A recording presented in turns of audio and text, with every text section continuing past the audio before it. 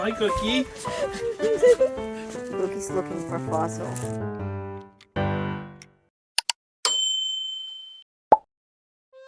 Hi mga kasdog! Good morning!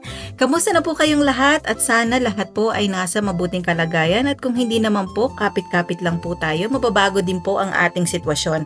Anyways, nandito po tayo ngayon sa ating camping series! Ako nga po pala si Divina Robertson, nakatira po ako dito sa Canada. Married to my Canadian husband, meron din po akong identical twin boys na si Lance at si Lincoln at meron din po kaming fur baby na si Cookie. Samahan niyo po kami ngayon, andito po kami ngayon sa isa sa mga parang 10 yatang trail sa provincial park na to. So nasa sa inyo na po kung ano pong trail ang gusto niyo puntahan. Kung yung gusto niyo po may lookout, gusto niyo magbike, kung gusto niyo yung matarik. Ito po sa amin, pupunta kami sa may isa sa mga lookout. At hindi pa po kami nakakalayo, ito na tong dalawang bata na to, naglalaro sa tubig. Ganyan po talaga sila, pag nakakita sila ng tubig, gusto nila maglaro. Pinapabayaan ko na lang po sila hanggang sa mapagod sila. Actually po, mahaba po tong trail na to, 2 kilometers po siya. Ang ginawa na po namin sa 2 kilometers na yun, shortcut. Kasi po kung hindi po shortcut, ang gagawin nyo, 4.5 kilometers po siya. At andito na nga po kami sa lookout, napakatahimik niya po talaga at kung makikita nyo meron na namang boardwalk. Napaka-accessible niya po talaga sa mga taong may wheelchair o may baby buggy. At pag nandito po kayo, ang maririnig nyo po ay ang mga huni ng ibon, pati yung mga geese kasi po yung mga geese, migrating bird po sila. Kapag winter, pumupunta po sila ng States. Pag tapos na ang winter, andito na po sila uli sa Canada. Actually, sa mga oras na to, may katabi po kaming photographer kasi kinukuhanan niya ng video yung bibe.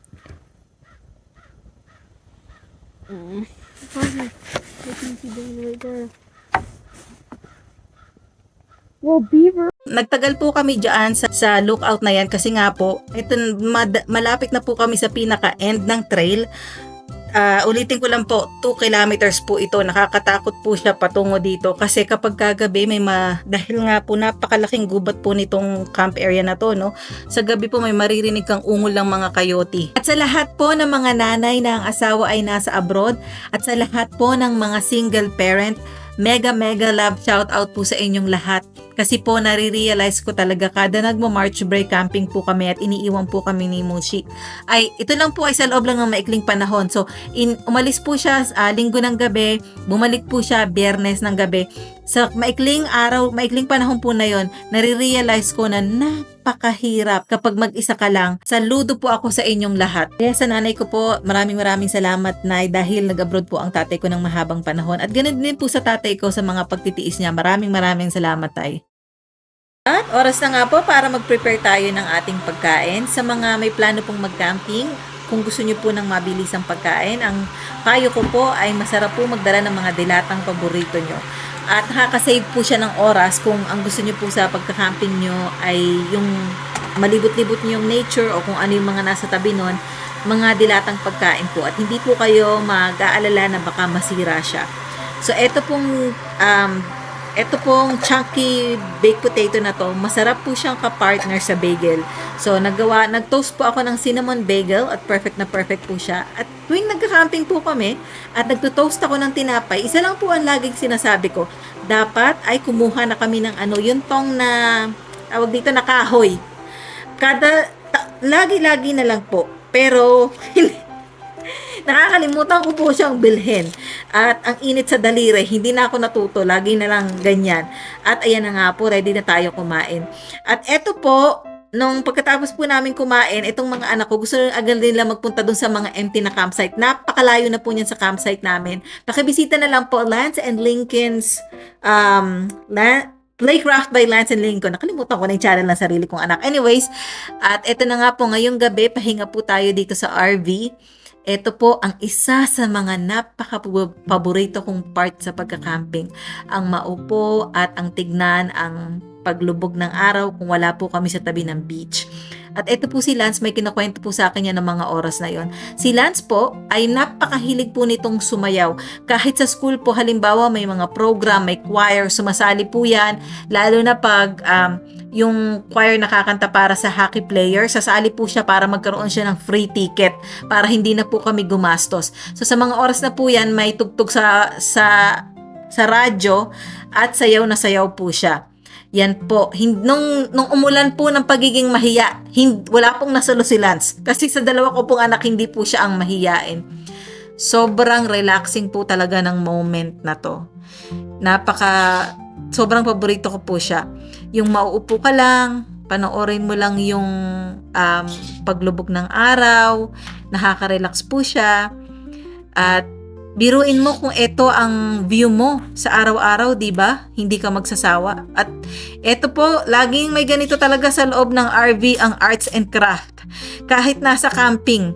Ito pong beads na to, ito yung water beads. Panoorin niyo po yung Playcraft by Lance and Lincoln. Makikita niyo po yung mga pinagagawa ng anak ko. At si Cookie po, pagod. Ayan, tumba siya. Hindi na siya umabot sa higaan. Mini tour ng ating RV. Ito po ang itsura ng RV.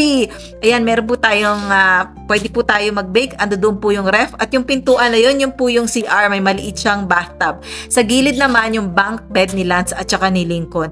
O diba, pagod talaga si Cookie. Hindi na siya umabot sa kama. At ito po yung kama, yung hinihigaan namin ni Lance. At yung po nakikita niyo yan, yung may liwanag. Ayan po yung CR. Hello, Lincoln. Say hi to Mushi. Hi, Mushi.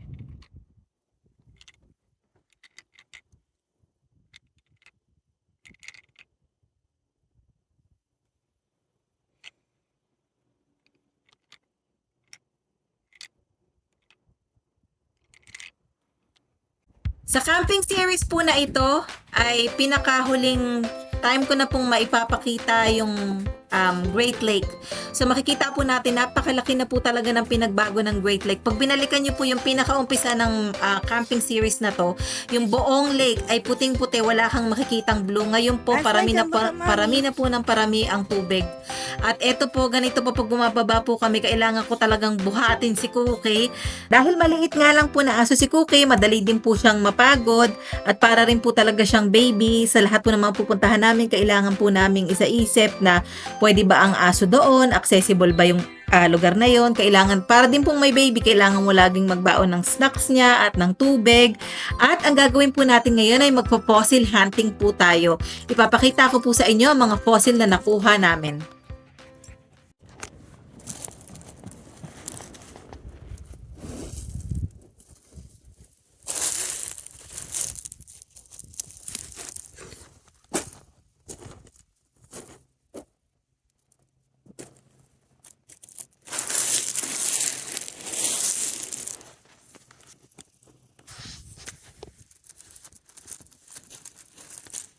Oh, you just said it like a caveman.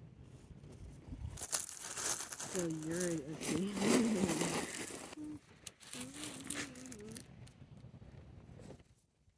Is this a fossil?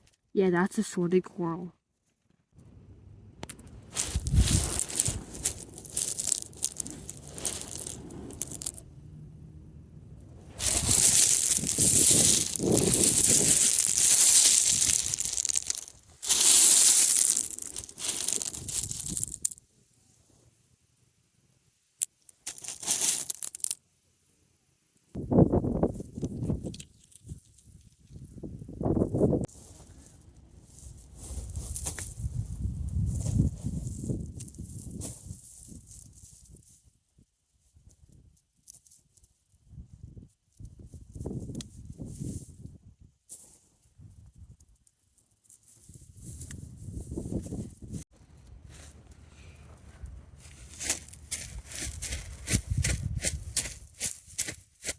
Keep it.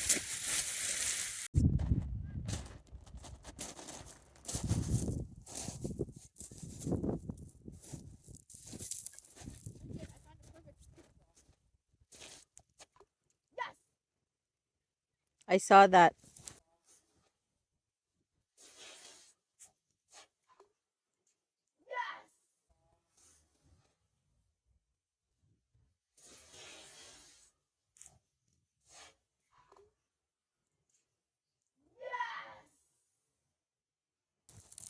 Okay, go.